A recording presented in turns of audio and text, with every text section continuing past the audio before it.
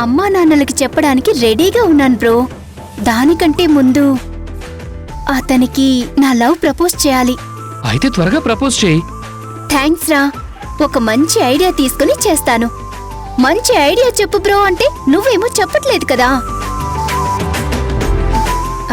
ఏంటి బ్రో? అసలు నువ్వు డాక్టర్వేనా? అదేంటి బ్రో ఒక్కసారి అంత మాట అనేసావ్? నీ కళ్ళ ముందే కదా నేను డాక్టర్ డిగ్రీ తీసుకుంది. డిగ్రీ తీసుకున్నావు, కానీ నీ బిహేవియర్, నీ యాటిట్యూడ్ చూస్తే నిన్నెవరు డాక్టర్ అనుకుంటారు? అసలు డాక్టర్ అంటే ఎలా ఉండాలి? డీసెంట్ గా, డిగ్నిఫైడ్ గా, తక్కువ మాట్లాడుతూ, ఒద్దికగా, పొందికగా. ఆపే, ఇక ఆపే. హలో బ్రదర్, మనం 50s లో 60s లో ఉన్నామా ఏంటి? ఇది 21st సెంచరీ. డాక్టర్లు యాక్టివ్ గా, ఫన్నీగా ఉండకూడదా ఏంటి? మీరింకా అక్కడే ఉండిపోతారే? ఒక్కసారి మా గర్ల్స్ కాలేజీకి రావాల్సింది. అప్పుడు తెలిసేది నీకు. అమ్మా నాన్న క్వశ్చన్స్ వేశారంటే అర్థం ఉంది. నువ్వు కూడా ఏంటి bro? Okay sister, cool cool. అమ్మ నాన్నకి త్వరగా చెప్పే, వెంటనే మనం వాళ్ళ ఇంటికెళ్ళి మాట్లాడేద్దాం. ఏంటి నువ్వు పెళ్లి కాగలేకపోతున్నావా? హేయ్ నిన్ను. Sorry sorry sorry sorry. రేపు ఎల్లుండో లవ్ ప్రపోజ్ చేయబోతున్నాన్రా. నువ్వన్నట్టు అదైపోగానే మన ఫ్యామిలీ వెళ్ళి మాట్లాడేద్దాం. All the best sister. Thank you bro.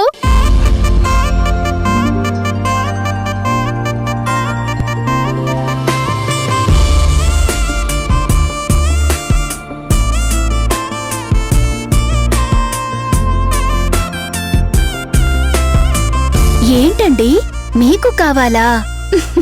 ఇంకొన్ని రోజులు వెయిట్ చేయండి. అప్పుడు ఈ జ్యూస్ ఇవ్వడం కాదు, నేనే దగ్గరుండి నా చేతులతోనే జ్యూస్ తాగిస్తాను. ఓకేనా?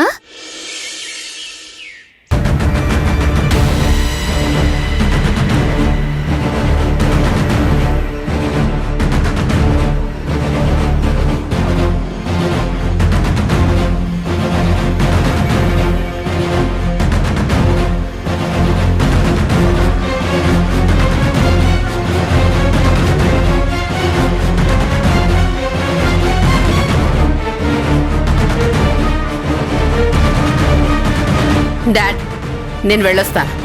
నన్ను ఆశీర్వదించండి.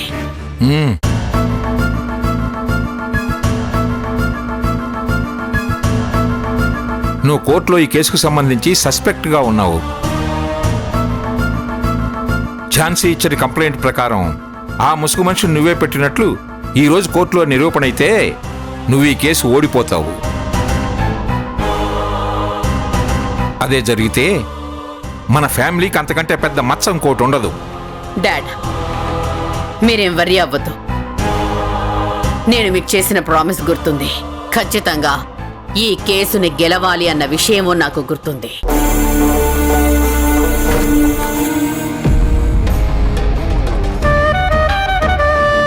ఆ ఝాన్సీ పిల్లలు ఈ ఇంట్లో పర్మనెంట్గా తిష్ట వేయడానికి తన ఆడే నాటకమే ఇదంతా. తనే ఆ కిల్లర్ని పురమాయించుకొని ఉంటుంది. ఝాన్సీ అలా చేసుండదు. అది నువ్వెలా చెప్పగలవు వదినా? తను ఇన్ని రోజులుగా మన ఇంట్లో ఉంటుంది. ఆ మాత్రం తన క్యారెక్టర్ గురించి తెలుసుకోలేనంత తెలివితేటలు లేని దాన్ని కాదు. నీకు తెలివితేటలు లేవని కాదు వదినా, కానీ తను కొంచెం సెంటిమెంట్ యాడ్ చేసి నిన్ను అమాయకురాలను చేస్తుంది. అది నువ్వు అర్థం చేసుకో. ఇంతకు ముందు రాకేష్ వినోదుల కేసు విషయంలో కూడా నువ్విలాగే ఝాన్సీని తప్పు పట్టావు. కానీ ఏం జరిగింది? చివరికి ఝాన్సీ చెప్పిందే నిజమైంది కదా. అంటే మీరేమంటున్నారక్క? దీని వెనక మృణాలిని హస్తం ఉందంటున్నారా? నేనేమలా అనట్లేదు, అది కోర్టు తేలుస్తుంది. కానీ ఇది ఫేక్ కేసు అనొద్దు అంటున్నాను. ఖచ్చితంగా పిల్లల్ని ఎవడో ఒకడు బెదిరించే ఉంటాడని నా నమ్మకం. అందుకే ఈ విషయాన్ని ఝాన్సీ అంత సీరియస్గా తీసుకుంది. వదినా, నువ్వు పిల్లల మీద ప్రేమతో అలా మాట్లాడుతున్నావు, అంతేగాని వేరే కారణం ఏది అయి ఉండదు. నేను చెప్పిందే నిజం. అంత తేలిగ్గా మాట్లాడద్దు మృణాల్ని. ఇది పిల్లల ప్రాణాల విషయం. కమలా,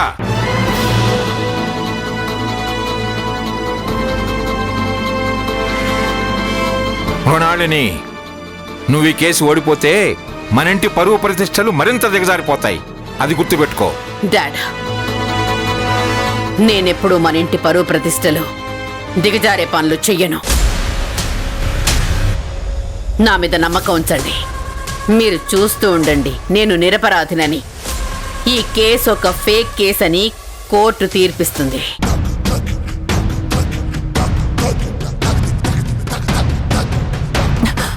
all the best Mrinalini.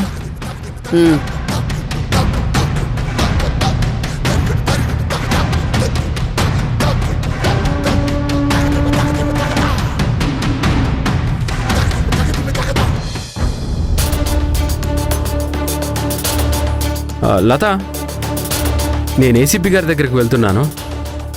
Madhav గారు ఝాన్సీ దగ్గరికి వెళ్ళారా? ఇంకా రాలేదంటే వెళ్ళుంటారు సార్. ఓకే ఓకే, నువ్వు వెళ్ళు. సార్, రాజుగారు, మీరు రాణిని పెళ్లి చేసుకోబోయే పెళ్లి కొడుకు ఫ్యామిలీని ఫాలో అప్ చేస్తున్నారా? చేస్తున్నాను సార్. స్పెషల్ డ్యూటీలు కూడా వేసుకోవడం లేదు సార్. రిజిస్టర్లో సైన్ చేసి వెళ్దామని స్టేషన్కి వచ్చాను సార్. సైన్ చేసి వెళ్ళి అదే పనిలో ఉంటాను సార్. గుడ్. వాళ్ళ ప్రతి కదలిక అబ్జర్వ్ చేస్తూ ఉండు. లైక్ వాళ్ళు ఎక్కడెక్కడికి వెళ్తున్నారు, ఎందుకు వెళ్తున్నారు, ఎవరెవరిని కలుస్తున్నారు, ఏ పర్పస్ మీద కలుస్తున్నారు, ఇలాంటి ప్రతి విషయాన్ని క్లియర్గా తెలుసుకోండి. అలాగే సార్. సరే, ఏదైనా ఇన్ఫర్మేషన్ తెలిస్తే ఇమీడియట్గా నాకు ఇన్ఫార్మ్ చేయి. Okay sir. ఓకే.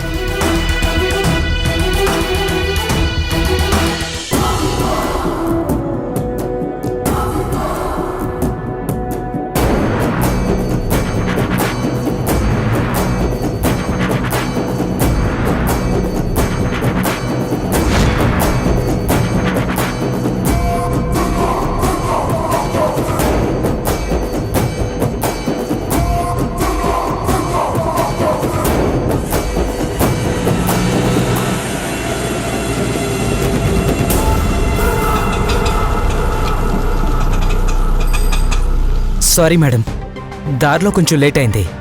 పర్లేదండి. ఇదిగోండి మేడం, మృణాలిని మేడం ఫోన్లో ఉన్న సిమ్ కార్డ్ నెంబర్ అన్నీ ఇందులో ఉన్నాయి. మాధవ్ గారు, ఇంకో గంటలో కోర్టు సెషన్ స్టార్ట్ అవుతాయి. మన కేసు వచ్చేలోపు మనం వాడిని పట్టుకుని కోర్టుకు వెళ్ళాలి. అలాగే మేడం, మీరు రండి మేడం, కూర్చోండి. పోనీ భయ్యా.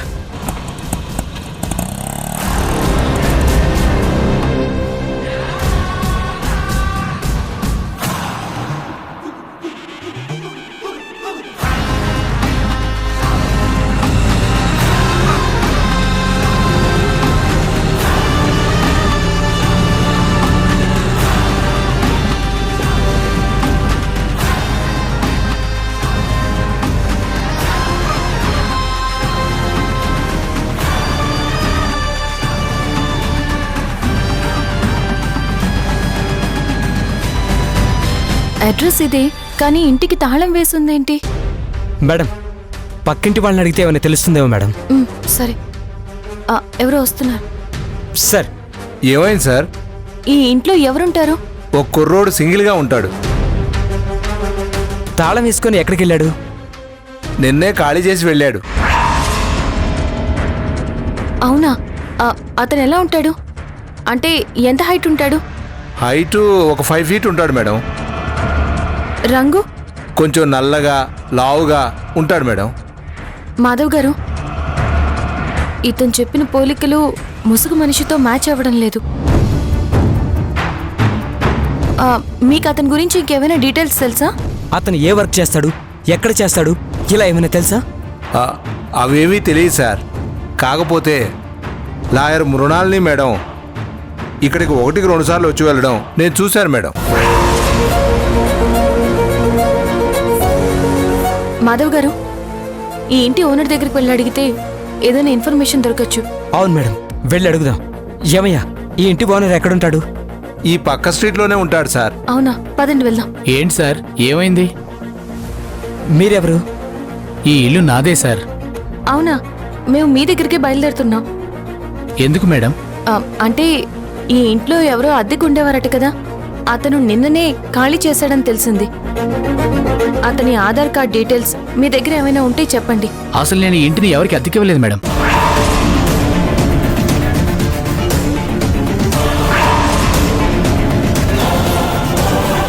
ఏమంటున్నారు మీరు? అవును మేడం, 5 ఏళ్ల క్రితం ఈ ఇంట్లో ఇద్దరు సూసైడ్ చేసుకున్నారు. అప్పటి నుండి ఎవరు ఇంట్లోకి అద్దెకి రావడం లేదు. 5 ఏళ్లుగా ఈ ఇల్లు ఖాళీగానే ఉంది మేడం. ఆగరా చెప్పరా, నిజం చెప్పరా. మర్యాదగా నిజం చెప్పు, లేకపోతే నీ మీద కేసు బుక్ చేసి జైల్లో పెట్టించాల్సి వస్తుంది. కేసేం వద్దు మేడం, నిజం చెప్తాను మేడం. ఒక మనిషి నా దగ్గరకు వచ్చి అలా చెప్పమని చెప్పి నాకు 10,000 ఇచ్చాడు మేడం. అతన్ని నువ్వు గుర్తుపడతావా? మేడం కష్టం మేడం, గుర్తుపట్టలేను మేడం. అతను మొత్తం బ్లాక్ డ్రెస్లో ఉన్నాడు మేడం. మొహానికి చేతులకి మాస్కు గ్లౌజులు వేసుకున్నాడు మేడం. మాధవ్ గారు, వాడు ఖచ్చితంగా మనం వెతుకుతున్న ముసుగు మనిషి. అతను మళ్ళీ వస్తే మాకు ఇన్ఫర్మేషన్ ఇవ్వు. మేమెప్పుడు పిలిస్తే అప్పుడు పోలీస్ స్టేషన్కి కోర్టుకి రావాల్సి ఉంటుంది. లేదనుకో నీ మీద కేసు పెట్టి పర్మనెంట్గా జైల్లో పెట్టిస్తాను. అర్థమైందా? అర్థమైంది మేడం. మీరు ఎప్పుడు పిలిస్తే అప్పుడు వస్తారు మేడం. ఏయ్, నీ పేరేంట్రా? సభాపతి. నెంబర్ చెప్పు. 6382.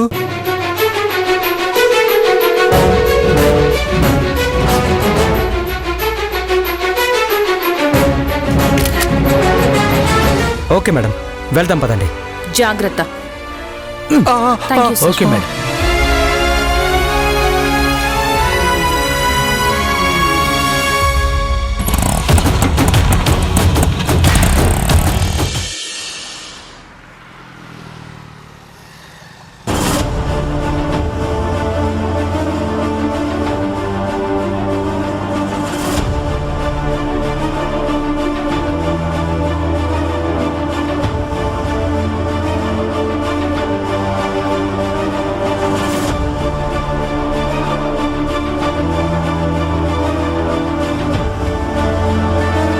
రంజిత్, మేడం ఝాన్సీ ఇంకా రాలేదేంటే?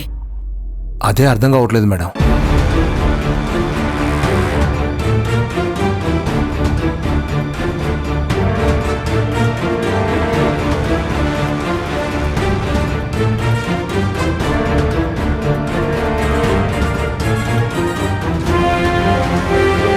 అక్క సెషన్ టైంకి వచ్చేస్తానంది కదా, ఇంకా రాలేదేంటి?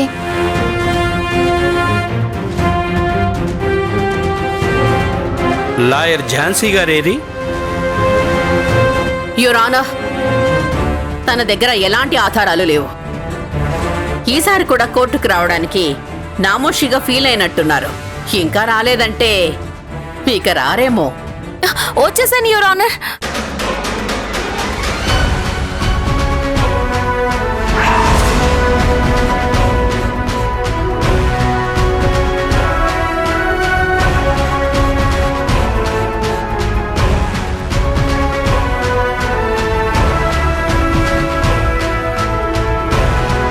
Sorry for coming late my lord. Jhansi గారు, are you okay? Okay sir. Yes, start the session. Jhansi గారు, proceed. Thanks your honour. Your honour, last సెషన్లో ఈ కేసుకి సంబంధించి నా అభియోగాన్ని ఈ కోర్టుకి మళ్ళీ ఒకసారి గుర్తు చేస్తున్నాను. ఈ విషయంలో ఏదైనా అబ్జెక్షన్ ఉంటే నన్ను క్షమించండి.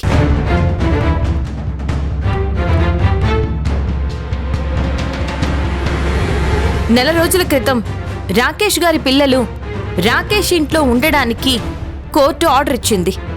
వాళ్ళకి గార్డియన్గా ఉండడానికి కోర్టు నాకు కూడా పర్మిషన్ ఇచ్చింది. నేను పిల్లలు ఇంట్లో ఉండడం ఇష్టం లేని చాలా మంది రకరకాలుగా మమ్మల్ని ఇంట్లో నుంచి బయటికి పంపడానికి ప్రయత్నించారు. వాళ్ళల్లో మృణాలిని గారు కూడా ఉన్నారు.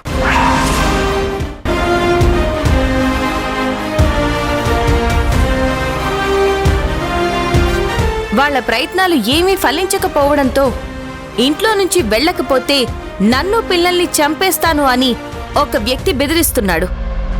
దీని వెనక మృణాలిని గారి హస్తం ఉందని నేను బలంగా నమ్ముతున్నాను.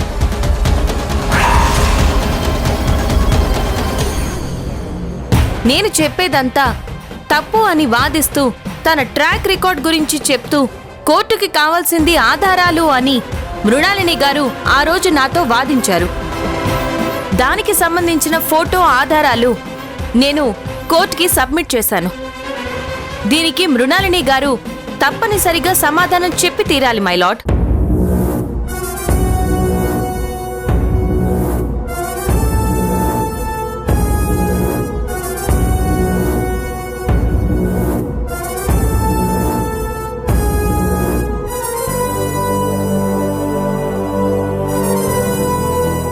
మృణాలి గారు, yes my lord, with your permission. Permission granted. Thank you.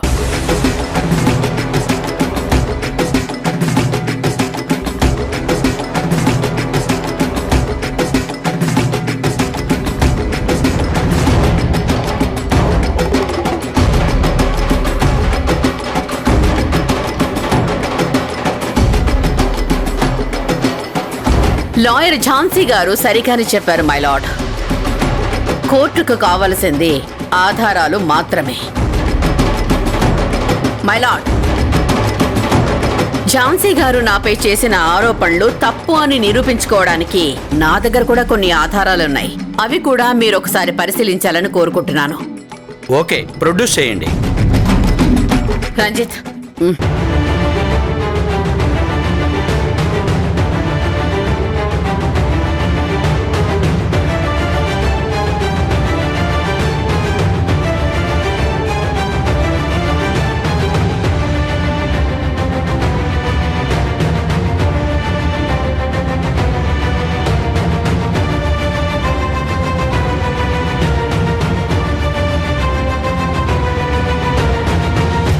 ఇదేంటి ఝాన్సీ గారు?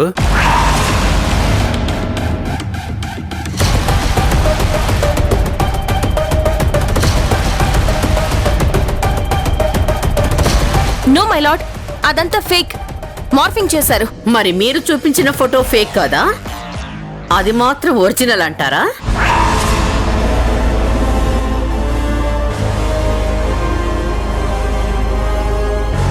మై లార్డ్, లాయర్ ఝాన్సీ గారు సబ్మిట్ చేసిన ఫోటోలు, నేను సబ్మిట్ చేసిన ఫోటోలు మీ ముందున్నాయి. అందులో ఎవరైతే పిల్లల్ని బెదిరించారు అని అంటున్నారో వాళ్లతో మాట్లాడుతున్నట్టుంది. కానీ నేను సబ్మిట్ చేసిన ఫోటో ఒరిజినల్.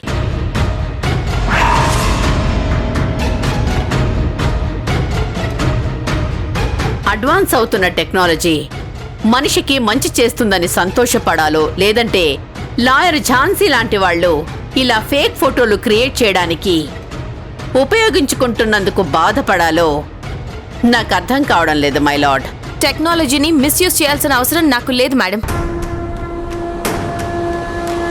మృణాలిని గారే టెక్నాలజీని యూజ్ చేసుకుని ఈ కేసుని తప్పుదోవ పట్టించాలని చూస్తున్నారు.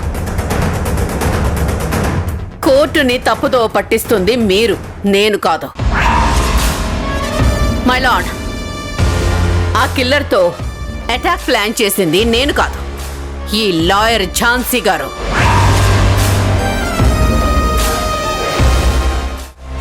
ఝాన్సీ గారికి అలా చెప్పాల్సిన అవసరం ఏంటి? ఏమీ లేదు యువర్ ఆనర్, కేవలం అక్కసుతోటి.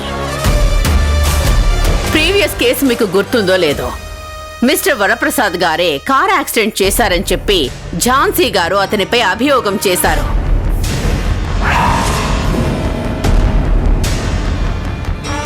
కానీ తర్వాత తన తప్పు తను తెలుసుకొని ఆఖరికి కోర్టుకు కూడా హాజరు కాలేదు. ఆ కేసులో నేనే గెలిచాను.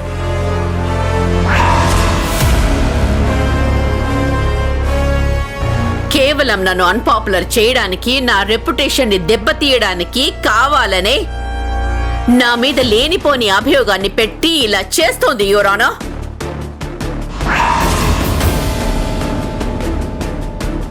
నేను రాయల్ ఫ్యామిలీ నుంచి వచ్చాను. తన ఫ్యామిలీ బ్యాక్గ్రౌండ్ చాలా పూర్. తనకు ముందు వెనక ఎవరూ లేరు.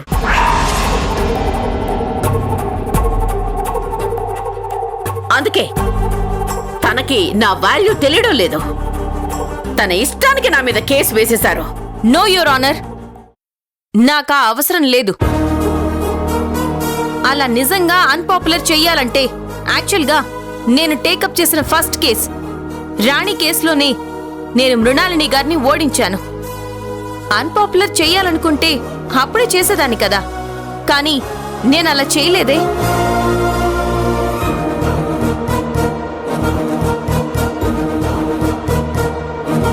యువర్ ఆనర్, ఈ కేసుకి సంబంధించిన మరో ముఖ్యమైన ఆధారం నా దగ్గరుంది. ఆ ముసుగు మనిషి ఫోన్ ఎస్ఐ గౌతమ్ గారికి దొరికింది. అసలు ఏం జరిగిందో ఏంటో అనేది ఆయన ఆ ఫోన్ మీకు సబ్మిట్ చేసి వివరాలు చెప్తారు. గౌతమ్ గారు, ప్లీజ్.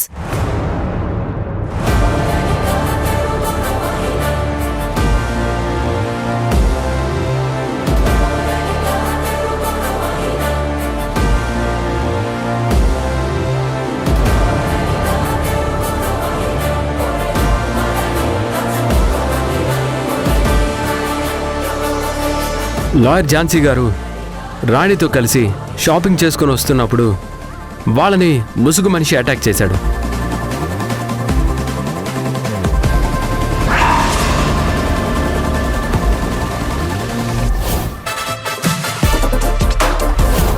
అనుకోకుండా నేను ఆ టైంలో అటువైపే వెళ్తుండగా అక్కడ జరిగింది చూసి వెంటనే అటాక్ నుండి ఝాన్సీ గారిని కాపాడగలిగాను. ఆ కిల్లర్ నన్ను చూసి పారిపోతుంటే తనని పట్టుకునే ప్రాసెస్లో తన మొబైల్ దొరికింది, కానీ తను మాత్రం మిస్ అయిపోయాడు.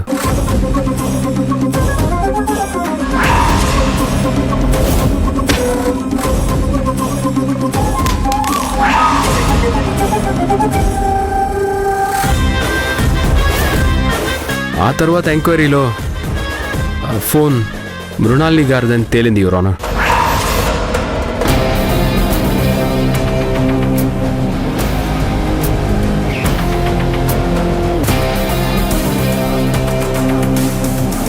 మృణాలిని గారు, ఈ ఫోన్ మీదే అని సాలిడ్ ఎవిడెన్సెస్ ఉన్నాయి. అది నా పాత ఫోన్ మై లార్డ్, కానీ నేను ఆ ఫోన్ ఎవరికి ఇవ్వలేదు.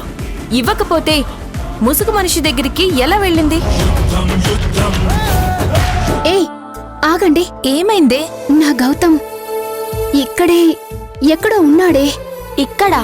అతను ఇక్కడే ఎక్కడో ఉన్నాడు. గౌతమ్ సార్.